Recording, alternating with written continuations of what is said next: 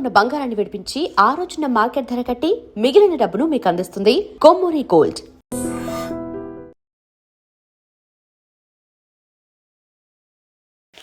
నమస్కారం, welcome to I dream. ధర్మ మార్గం విత్ విజిత కార్యక్రమానికి స్వాగతం.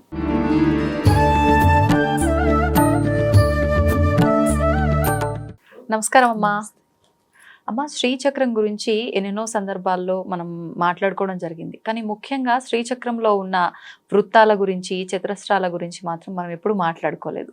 అంటే అక్కడ ఏదైనా ఒకటి ఇవ్వబడింది అని అంటే శ్రీచక్రంలో ఉండే విధానంలో ప్రతి ఒక్కదానికి ఒక్కొక్క వివరణ ఉంది. మరి ప్రత్యేకించి ఈ వృత్తాలకి, చతురస్రాలకి సంబంధించి ఏదైనా ఆంతర్యం ఉందా? దాని గురించి వివరించండి. తప్పకుండా. ఇది ఏంటి అంటే ఇక్కడ చతురస్రం అంటే ఈ నేను అన్నది ఇక్కడ అమ్మవారికి అసలు శ్రీచక్రం అన్నది ఎలా ఏర్పడింది అని చెప్పుకున్నప్పుడు మామూలుగా అమ్మ ఓంకారం ఏదైతే శబ్దం వచ్చిందో నాదవని ముందుగా ఈ సృష్టి మొదలైనప్పుడు ఓంకార శబ్దం నుంచి హ్రీంకార స్వరూపిణి కింద లలితాదేవి రాజరాజేశ్వరి స్వరూపం కింద వచ్చింది. ఆ వచ్చినప్పుడు ఆవిడ యొక్క రేఖాగణితాన్ని చిత్రీకరించినప్పుడు ఈ శ్రీచక్రాకారము అన్నది వచ్చింది. ఇక్కడ ఏంటి అంటే ఆ తల్లి నుంచే మనందరం వచ్చాం. అది చూడండి, ఫస్ట్ బిందు ఒకటి నుంచి మొదలై అనేకం కింద మారడం మనందరం ఈ సృష్టి అంతా. అందుకే దాన్ని సృష్టి క్రమము అంటారు.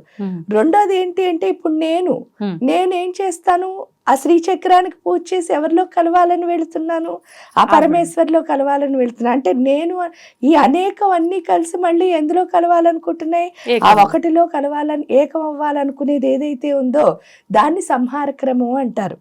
ఈ సంహార క్రమంలో మనం చతురస్రాన్ని తీసుకున్నప్పుడు అంటే మొదట ఆవరణ ఇటు నుంచి వెళ్ళినప్పుడు చతురస్రం వస్తుంది, అటు నుంచి వచ్చినప్పుడు బిందువు వస్తుంది.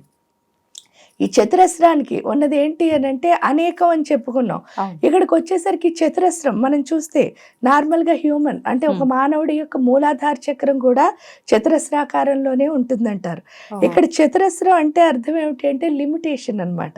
అంటే అన్ని భూమికి సంబంధించినవే ఉంటాయి. అందుకే మూలాధార చక్రాన్ని భూతత్వం అని పిలవడానికి కూడా కారణం.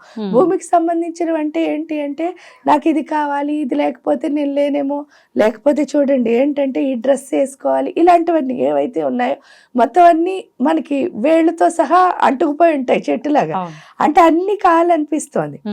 ఈ లిమిటెడ్ అంటే అన్ని లిమిటెడే, కోరికలన్నీ లిమిటెడ్, మన లిమిట్ చేసేస్తున్నాయి కదా. ఈ లిమిట్ గా ఉన్న మనం ఎలా మారాలి అంటే వ్యాపక చైతన్యం కింద మారాలి. అందుకని చెప్పేసి ఇక్కడ ఏంటి అంటే అణిమా సిద్ధి మొదలుకుని సర్వత్రికండ వరకు ఉన్న వీళ్ళందరూ ఏంటి అంటే మనం ఈ లిమిటెడ్ గా అంటే దేహానికి ఏదైతే మనం లిమిట్ అయిపోయి ఉన్నామో మన్ని కాస్త ఏం చేస్తున్నారు అంటే వ్యాపక చైతన్యంగా మార్చి, అందుకే నెక్స్ట్ వెంటనే మీరు చూస్తే వృత్తాలు కనిపిస్తాయి. ఆ వృత్తాలకు ఉన్న సిగ్నిఫికెన్స్ ఏంటి అంటే మీరు చూడండి, మామూలుగా చతురస్రం అయితే 4 పాయింట్లు ఉంటేనే గీయగలుగుతాం. కానీ వృత్తం అలా కాదు, 360 డిగ్రీల యాంగిల్లో మీరు ఎంత కావాలంటే అంతే. అంటే ఈ లిమిటెడ్ నుంచి మనం ఎందులోకి వెళ్తున్నాం, అన్లిమిటెడ్లోకి వెళ్తున్నాం. ఆ అన్లిమిటెడ్లోకి వెళ్ళేటప్పుడే ఫస్ట్ 3 వృత్తాలు ఉంటాయి మీకు. ఆ 3 వృత్తాలు ఏంటి అంటే మనలో ఉన్న కామాగ్ని, జఠరాగ్ని, జ్ఞానాగ్ని. మన ఏది లిమిట్ చేస్తుందో ఇప్పుడు మనం వ్యాపక చైతన్యం వైపు కొంచెం వెళుతున్నాం. అంటే మన దృష్టి మారి అయ్యో నేను వీటితో ఉండకూడదు, ఇంకొంచెం నేను ఎదగాలి. ఆ ఎదగాలనుకుని మనం ఎప్పుడైతే బయలుదేరామో అప్పుడు ఎదిగించడానికి అమ్మవారు చూడండి అక్కడ ఉన్న 3 వృత్తాలు ఏంటి, మనలో కామాగ్ని. కామాగ్ని అంటే అర్థం ఏమిటి, మనకి బోల్డ్ అని కోరికలు. అంటే ఇది కావాలండి, అది కావాలండి, అది అన్నీ కావాలి మనకి. ఎందుకు అన్నీ కావాల్సి వస్తున్నాయని ఒక్కసారి మనం ఆలోచించుకున్నాము అంటే అన్ని కావాలనుకుంటాము. కావాలనుకున్న తర్వాత చాలా కష్టపడాలని కొంతమంది ట్రై చేస్తారు, చాలా మందికి ఈజీగా వస్తే కూడా ఇష్టం. అంటే 90% ఈజీగా రావడాన్ని ఇష్టపడతారు, కష్టపడి ఎవరు తెచ్చుకోవాలనుకోరు. అంటే వాళ్ళలో ఏం లేదంటే కామాగ్ని మటుక్కుంది, జఠరాగ్ని లేదనమాట. జనరల్ గా 90%కి కామాగ్నే ఉంటుంది. జఠరాగ్ని ఎవరికి ఉంటుందో వాళ్ళు ఏం చేస్తూ ఉంటారంటే తపన, అంటే దాన్ని ఎలాగైనా సాధించాలి. అంటే నాకు ఒక కోరిక వచ్చింది, అది నేను సాధించాలి. సాధిస్తూ ఉన్నప్పుడు ఏమవుతుంది అంటే ఏదైనా మనం తెచ్చుకున్న తర్వాత ఒక పీక్ టైం తర్వాత ఒకటి అవుతుంది, ఇంకోటి వస్తుంది, ఒకటి అవుతుంది, ఇంకోటి వస్తుంది. అప్పుడు మన మనసుకు అనిపిస్తుంది ఎప్పుడు ఇంతేనా, కానీ దీనివల్ల నాకేం వచ్చింది అని ఆలోచించుకుంటే వైరాగ్యం ఏమి రాలేదు, నాకేమి రాలేదు. అంటే ఒక హ్యాపీ నేను ఫీల్ అవ్వలేదు అవును నిజంగా కూడా. అంటే ఒక కార్ కొనుక్కోవాలనుకున్నారు, సపోజ్ కొనేసుకున్నారు. ఎన్ని రోజులు ఆ కార్ని చూసి మీరు మురిసిపోగలరు? ఇంకో దాని మీద కోరిక పుట్టినంత వరకే అంతే. మళ్ళీ దీని మీద ఏం వ్యామోహం ఉండదు. ఉండదు. అది మనకి ఎప్పుడు అర్థమైందో అంటే ఇది కాదనమాట. అప్పుడు మన మనసు ఏమవుతుంది అంటే డిఫరెంట్ గా ఆలోచించడం మొదలెడుతుంది. ఆ డిఫరెంట్ గా ఎప్పుడు ఆలోచించిందో అసలు నాకు ఇన్ని కోరికలు ఎందుకు వచ్చాయి అని ప్రశ్నించుకుంటే ఆన్సర్ ఏమిటి అంటే నాకేమి కావాలో నాకు తెలియదు, అందుకనే అన్నీ చుట్టుకుంటున్నాను అని అర్థమవుతుంది. ఎప్పుడు అర్థమైందో మనకేం కావాలో మనం అర్థం చేసుకుంటాం. అదే జ్ఞానాగ్ని అంటే. అంటే అసలు నాకేం కావాలి, ఆ నాకేం కావాలని మనం అర్థం చేసుకున్న తర్వాత అక్కడ పెటల్స్ ఉంటాయి మీరు చూస్తే. ఫస్ట్ 16, తర్వాత 8. ఈ అష్టదళ పద్మం, షోడశ దళ పద్మం ఇది ఏం చేస్తుంది అంటే స్లోగా మనలో ఉన్న లోపాలని తొలగిస్తూ ముందుకు తీసుకువెళ్తుంది. అంటే ఒక్కొక్క లోపాన్ని, ఎందుకంటే మీరు ఎప్పుడైతే జ్ఞానం సంపాదించుకున్నారో ఈ జ్ఞానం సంపాదించుకున్న మీకు ఏమవుతుంది అని అంటే ఆ జ్ఞానం పూర్తిగా నిలబడాలి. ఎందువల్ల అంటే ఒక్కొక్కసారి చూడండి, దేవుడు ఉన్నాడా అని ఎవరినైనా అడిగామనుకోండి, అందరికీ దేవుడు అంటే నమ్మకమే ఈ సృష్టిలో. మళ్ళీ ఒక్కొక్కసారి ఏమవుతుంది, నిజంగా పని చేసినప్పుడు అమ్మ నేను కూడా చేసుకుంటే బెస్ట్, దేవుడి మీద వదిలేయకూడదు అని చెప్పి అటు ఇటు ఊగే వాళ్ళు కూడా ఉంటారు.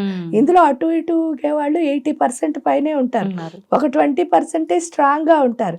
ఈ స్ట్రాంగ్ గా ఉండడానికి ఇటు అటు ఊగడానికి, అంటే ఇక్కడ దేవుడి విషయంలో అని కాదు, ఏ విషయంలో అయినా సరే అటు ఇటు ఊగే వాళ్ళు చాలా మంది. దానికి కారణం ఏమిటి అంటే మనలో ఉన్న లోపాలే. మనకి పూర్తిగా దాని మీద ఏం రాలేదు, అవగాహన రాలేదు. ఆ అవగాహన ఏం తెస్తాయి అని అంటే ఈ షోడశ దళ పద్మం, అష్టదళ పద్మం మనలో ఉన్న ఒక్కొక్క లోపాన్ని, ఎందుకంటే మనలో ఉన్న ఇంద్రియాలు ఏవైతే ఉన్నాయో అవి మొత్తం 24 తత్వాలు ఎప్పుడు క్లీన్ గా ఉంటాయో అప్పుడే మన మనస్సు మన అధీనంలో ఉంటుంది. ఈ అష్టదళ పద్మం, షోడశ దళ పద్మం మన మనస్సుని మన అధీనంలోకి తెస్తుంది. అంటే మనం అనుకున్నది ఏదైనా సరే అనుకున్న దాన్ని అనుకున్నట్టు ఫోకసివ్ గా చేయడం, అటు ఇటు ఓగకుండా. ఆ ఓగని స్థితి దళాలు 2 మనకి తీసుకొస్తాయి. ఎప్పుడు తీసుకొచ్చాయో మనం వెంటనే ట్రయాంగిల్స్ లోకి వెళ్ళిపోతాం. మీరు చూస్తే ఫస్ట్ ట్రయాంగిల్స్ చూడండి, 14 ఉన్నాయి, 10 ఉన్నాయి, 10 ఉన్నాయి, 8 ఉన్నాయి, 3 అంటే అది ఒకటే, 3 కోణాలు. ఇవేవైతే ఉన్నాయో ఈ త్రికోణాలన్నీ మీరు చూస్తే ఒకదాంతో ఒకటి కలిసి ఉంటాయి. ఎందుకు కలిసి ఉన్నాయి అని అన్నప్పుడు మీరు ఎటు వెళ్తా ఫోకసివ్ గా వెళ్తున్నారు. ఫోకసివ్ గా వెళ్తే మీ ఏకాగ్రత దేనిపైన ఉండాలి, ఒకే దానిపైన ఉండాలి.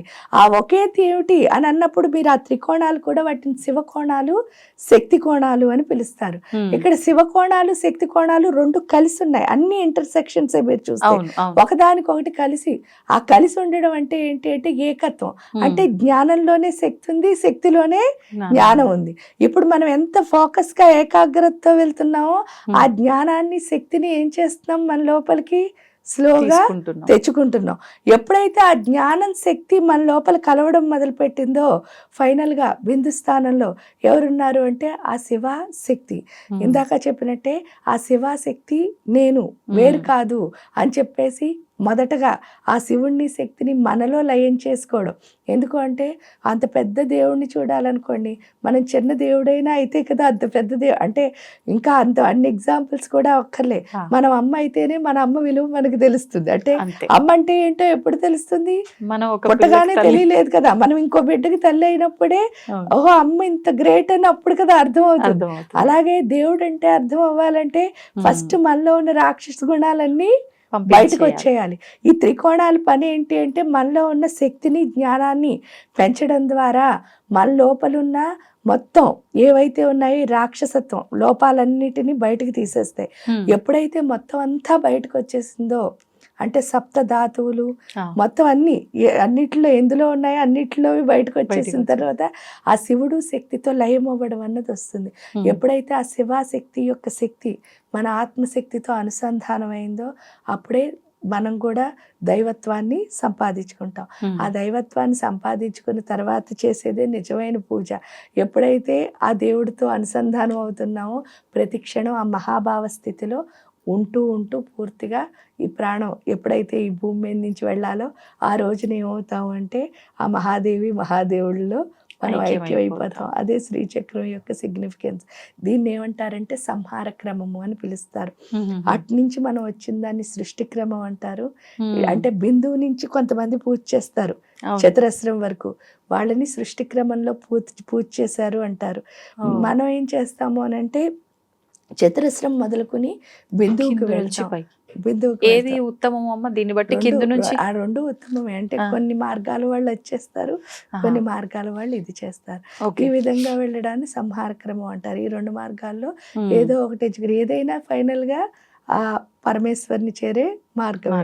ఇప్పుడు అంటే అన్నీ తెలిసి కొంత జ్ఞానం ఉన్న వాళ్ళైతే ఏ ఆవరణ ఎలా చేయాలి, ఏ చేస్తున్నప్పుడు ఏం మంత్రం చెప్పాలి, లేకపోతే ఈ ప్రాసెస్ అంతా ఒక విధానంగా వెళ్తుందమ్మా. మరి సామాన్యులకి ఇవన్నీ ఏం తెలియదు. ఊరికే శ్రీచక్రం పెట్టుకున్నామా, కుంకుమతో అలా అర్చన చేసామా, శ్రీమాత్రే నమః అనుకున్నామా, అయిపోయింది. మరి ఇటువంటి వాళ్ళ పరిస్థితి ఏంటి? మీరు చెప్పిన విధానం అంతా జరుగుతుందా అలా చేసినా? ఈ విధానం అంతా జరుగుతుంది. ఎప్పుడు అంటే చక్కగా వాళ్ళు పువ్వులు పెట్టారా, లేకపోతే కుంకుమ వేశారా, ఇదంతా జనరల్గా ఏంటి అంటే నార్మల్గా ఒక ఇంట్లో పూజ చేస్తే కుంకుమ కంటే పువ్వులే శ్రేష్టము. ఎందుకు శ్రేష్టము అంటే కుంకుమ అన్నది రజోగుణము.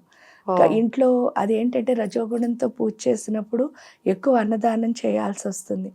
అలా ఇంట్లో జరగదు కాబట్టి చక్కగా పువ్వులు సత్వగుణ సంపన్నము, కుంకుమ పువ్వులు ఒకటే. సత్వగుణంలో పువ్వులు వాడితే రజోగుణంలో కుంకుమ వాడతాం అంతే. కాబట్టి చక్కగా పువ్వులు పెట్టుకుంటే ఖడ్గమాల కానీ లలితా సహస్రం కానీ చదువుకోవచ్చు. అన్నిటికంటే మొదటగా చేయాల్సింది ఏంటి అంటే పత్రం పుష్పం ఫలం తోయం అని చెప్పారు కదా కృష్ణుడు. మనం చేయాల్సింది ఏంటి అంటే ఈ పూజ అంతా చేయడం కంటే ఇంపార్టెంట్ ఆత్మసమర్పణ.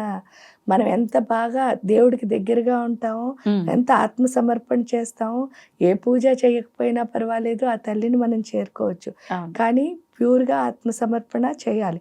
మళ్ళీ అక్కడ బిజినెస్ పెట్టకూడదు. ఆ బిజినెస్ ఏంటి అంటే నేను నీకు ఇచ్చేసాను కదా, నాకు అది ఇవ్వలేదా, ఇలాంటి ప్రశ్నలు ఆన్సర్లు ఏముండవు. పూర్తిగా అమ్మ ఏమిస్తుందో దాన్ని యాక్సెప్ట్ చేసే తత్వం, అది ఎప్పుడు వచ్చిందో అది ఆత్మసమర్పణ అవుతుంది. అది వచ్చిన వాళ్ళు తప్పకుండా ఏం చేసినా పర్వాలేదు. అయ్యో నేను ఇవన్నీ నేర్చుకోలేనండి, చేయలేనండి అని అనుకున్న వాళ్ళు మీ టైం ప్రకారం మీకు ఎంత టైం ఉందో, 5 నిమిషాలు టైం ఉందనుకోండి, ఖడ్గమాలతో పూజ చేసి పంచపూజలు చేసుకోవచ్చు. లేదండి నాకు ఒక అరగంట టైం ఉందన్నారనుకో, చక్కగా లలితా సహస్రనామాలతో పూజ చేసి పంచపూజలు చేయొచ్చు. అలా కాదండి నాకు ఒక గంటన్నర టైం ఉందంటే శ్రీ సూక్తంతో అభిషేకం చేసి శుభ్రపరిచి దానికి చక్కగా బొట్టు పెట్టి లలితా సహస్రంతో చేసి షోడశోపచార పూజ కూడా చేయొచ్చు. ఈ విధానంలో కూడా శ్రీచక్రాన్ని అర్చించవచ్చు. అంటే ఏ రకంగా మనకు ఆచరించగలము అంటే ఆ రకంగా ఆచరించుకోవచ్చు, తప్పేమీ లేదు. ధన్యవాదాలమ్మా.